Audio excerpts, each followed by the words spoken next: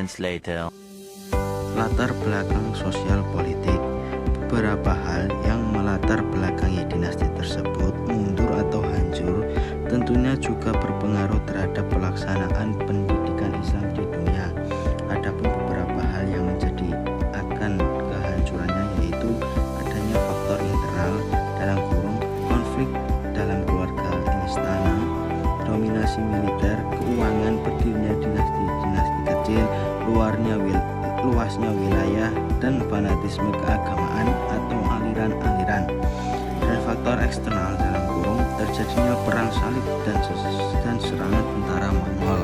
Yang kedua, faktor-faktor penyebab kemunduran.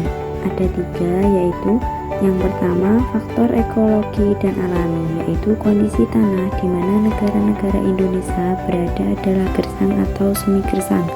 Kondisi ini juga rentan dari sisi pertahanan dari serangan luar. Demikian pula di tahun 1347 sampai 1349 terjadi wabah penyakit yang mematikan di Mesir, Syria, dan Irak. Karena faktor ini, penduduk tidak terkonsentrasi pada suatu kawasan tertentu dan kepada pendidikan.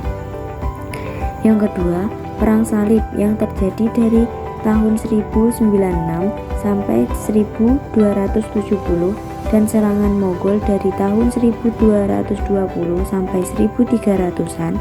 Perang salib menurut Bernard Lewis pada dasarnya merupakan pengalaman pertama imperialisme barat yang ekspansionis yang dimotivasi oleh tujuan materi dengan menggunakan agama sebagai medium psikologisnya.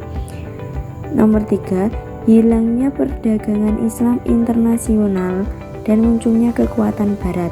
Pada tahun 1492, Granada jatuh dan secara kebetulan Columbus mulai petualangannya. Dalam mencari rute ke India, ia menempuh jalur yang melewati negara-negara Islam. Pada saat yang sama, Portugis juga mencari jalan ke timur dan juga melewati negara-negara Islam. Di saat itu, kekuatan umat Islam di laut maupun di barat dalam sudah memudar. Akhirnya, pos-pos perdagangan itu dengan mudah dikuasai oleh mereka.